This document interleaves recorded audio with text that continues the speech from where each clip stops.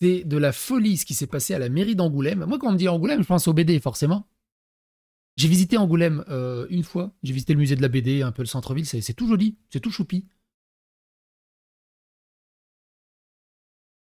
Une personne radicalisée d'une religion pastafarienne. Non, je déconne.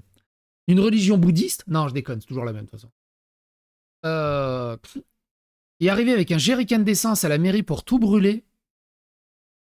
Panique totale. Police. Déminage. Une histoire de dingue. Une histoire de dingue. Et vous savez, c'est quoi le plus fou? C'est que ça a fait des tout petits articles dans les journaux. Parce qu'on est tellement habitué à toutes ces dingueries maintenant que même un truc comme ça qui devrait faire pendant 3 semaines le tour de tous les plateaux télé, c'est devenu un banal fait divers. Alors qu'on est au mois d'août.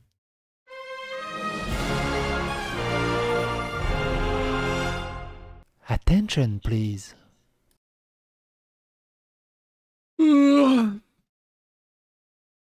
Gisèle a posté une screenshot. Il est encore en boucle sur moi, putain la vache. En même temps, sans moi, il n'existe pas, donc...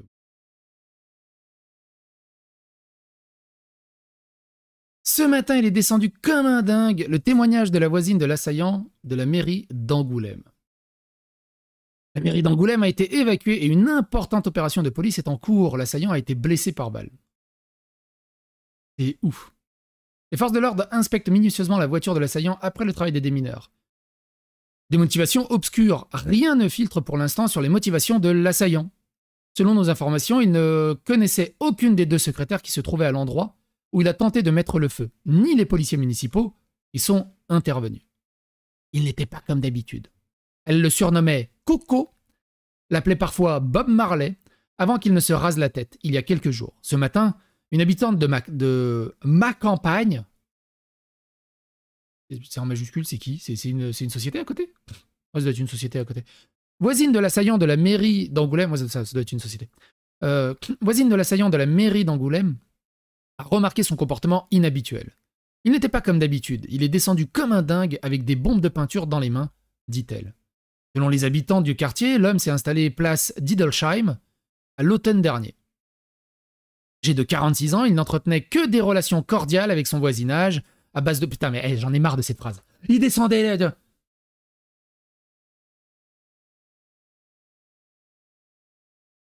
Il descendait les poubelles, il sortait les mamies.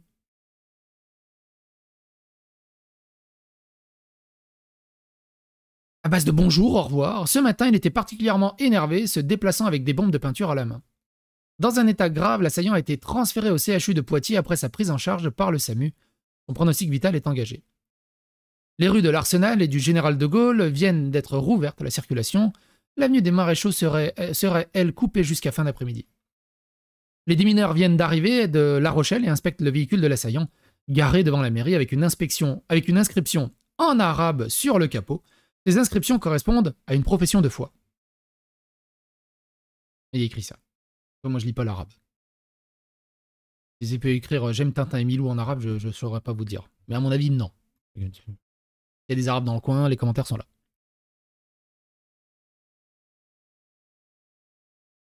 Une opération de police est en cours dans les quartiers de Ma Campagne. Ah, c'est le quartier qui s'appelle Ma Campagne?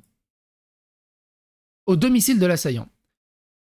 Un immeuble près d'Intermarché a été évacué. L'immeuble du 4 place Idelsheim a été évacué et une perquisition est en cours selon des habitants de l'immeuble.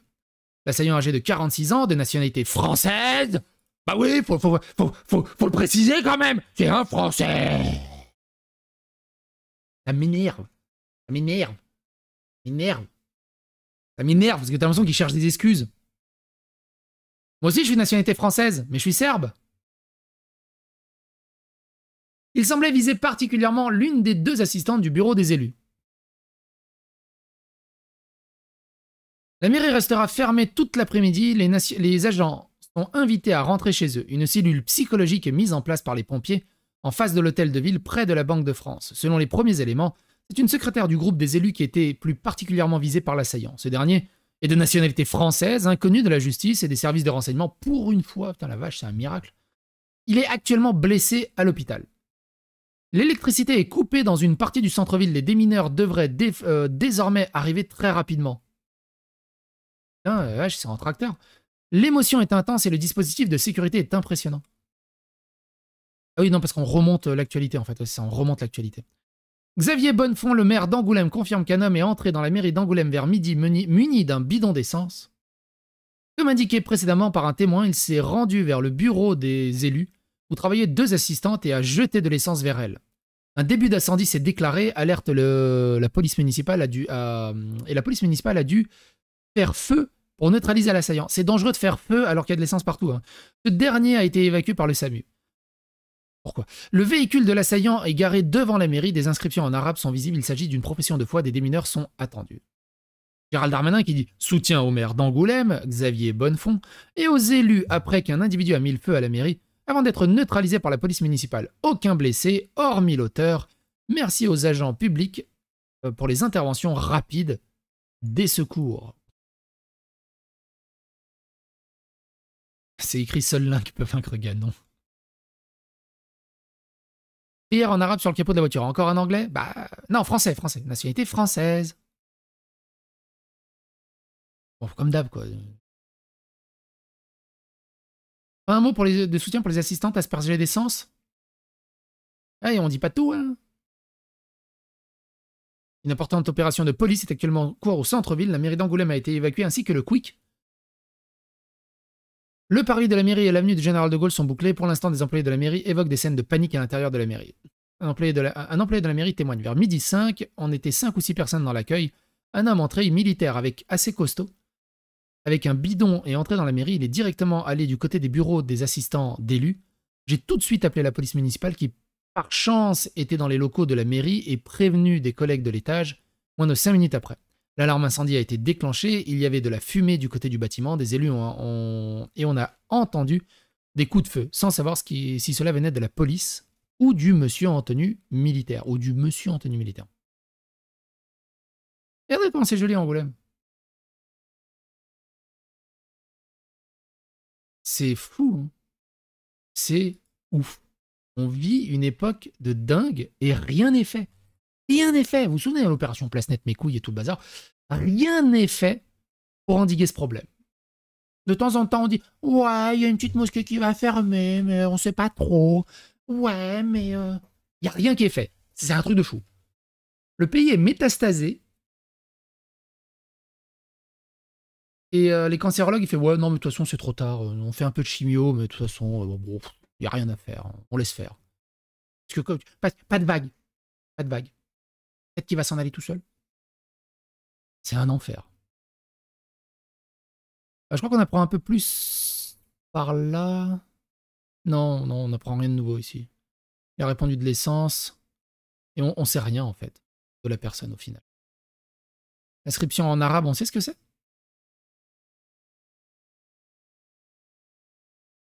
La nationalité française est absolument inconnue des services spécialisés. Tu sais, on peut être pas connu des services, mais lui, il est absolument pas connu. Il y en a, ils sont un peu moins connus. Quel enfer! Quel enfer, ces éléments de langage à la con. Est-ce qu'on a du nouveau? Je vais voir vite fait si on a du nouveau. Montre l'inscription. Elle est là, l'inscription. C'est quasiment illisible. Ah, il y en a bien quelqu'un qui l'a traduit, de toute façon, on va chercher. Angoulême. Il y a bien quelqu'un qui l'a traduit. Ce soir, BFM TV. Selon j'étais le motif de l'homme qui a tenté de mettre le feu à Gna peut-être pourrait être un différent amoureux qui repeint sa voiture avec un écriteau en arabe et qui veut brûler une mairie pour un différent amoureux.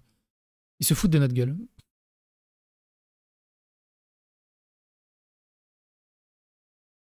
Alice Cordier, les prières la prière... Attends, quoi? La prière des morts était inscrite en arabe sur son véhicule, selon la police. Selon la Charente Libre. Ok, d'accord. Donc c'est une prière pour les morts. Ok. La profession de foi des musulmans, mais nous ne faisons aucun lien avec le profil de l'assaillant.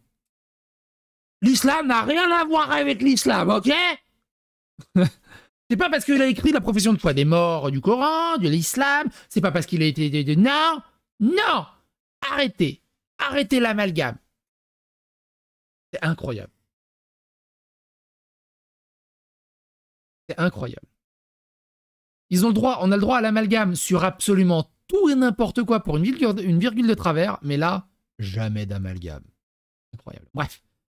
Si vous êtes à Angoulême, n'hésitez pas à donner votre témoignage dans les commentaires, n'hésitez pas à partager autour de vous. Courage à vous et bon courage. Putain, même Angoulême, quoi. Même les BD, c'est devenu dangereux maintenant.